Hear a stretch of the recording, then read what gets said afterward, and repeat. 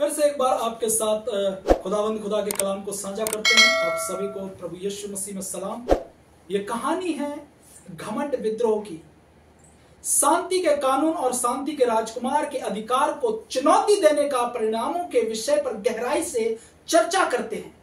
Lucifer का उच्च पद उसके अहंकार का बीज बन गया। उसकी सुंदरता के कारण उसका हृदय गर्व से भर गया और उसकी बुद्धि उसके वैभव के कारण भ्रष्ट हो गई। यह सब भविष्यवक्ता की पुस्तक 14 और उसके 12 से 14वीं आयतों में लिखा है कि हे भोर के चमकने वाले तारे, तू कैसे आकाश से गिर पड़ा। तू जो जाति जाति को हरा देता था, तू अब कैसे कटकर भूमि पर गिर गया। तू मन में कहता था, मैं स्वर्ग पर चढ़ूंगा, अपने सिंहासन को ईश्वर के तारागणों के ऊपर उठाऊंगा, मैं परम प्रधान के तुल्य हो जाऊंगा। लूसीफर के स्वयं को ईश्वर से ऊपर उठाने की इच्छा और ईश्वर की आज्ञा को स्वीकार करने से इनकार करना उसके पतन की शुरुआत थी। शैतान ने विद्रोह और असंतोष का प्रयास किया। लूसीफर जो कि शैतान है, लूसीफर के अभिमान ने उसे न केवल परमेश्वर के अधिकार पर बल्कि उसके चरित्र पर भी सवाल उठाने के लिए प्रेरित किया।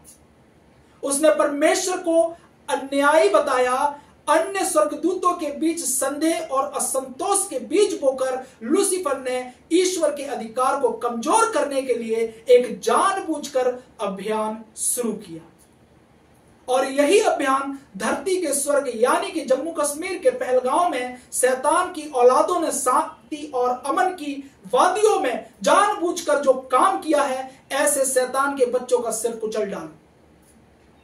यूहन्ना की पुस्तक 8 उसके 44 में कहा गया है, तुम अपने पिता शैतान से हो और तुम्हारी इच्छा अपने पिता की लालसाओं को पूरा करने की है। वह तो आरंभ से हत्यारा है और सत्य से उसका कोई संबंध नहीं, क्योंकि सत्य उसमें है ही नहीं। इस वचन में यीशु उन लोगों को शैतान के बच्चे कहते हैं जो झूठ और बुराई के रास्ते पर चलते हैं। पहलगांव में जो हत्याएं की गई हैं, वे मानवता को शर्मसार करती हैं। इसलिए हमें ऐसे हत्यारों से डरना नहीं है। याकूब की पत्री 4 उसका 7 कहता है, हत्यारों का सामना करो तो वो तुम्हारे पास से भाग निकलेंगे।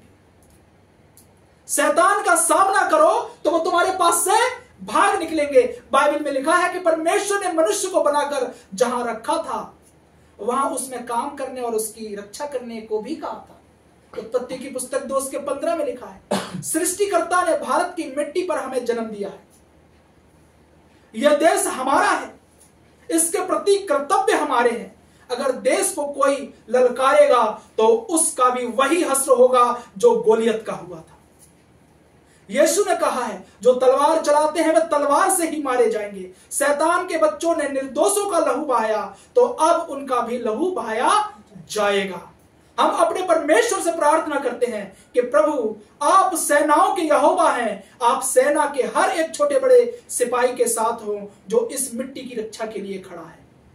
प्रभु, आप सबके साथ बना रहे और हम भी परमेश्वर की अनुमति से, परमेश्वर की प्रेरणा से भरकर इन बातों की गवाही देते हैं कि अगर देश की मिट्टी पर अगर कोई अपनी आंखें उठाएगा तो हम भी पीछे नहीं उठेंगे, क्योंकि यहोवा ने कहा है, जो देश तुम्हें दिया उसकी रक्षा कर। तो ये हमारी जिम्मेदारी है कि जब हम इस देश में हैं तो हम इस देश के लिए प्रार्थना करें और जरूरत पड़े तो इसकी रक्षा के लिए भी खड़े हों। परमेश्वर आप सबके साथ बना रहे।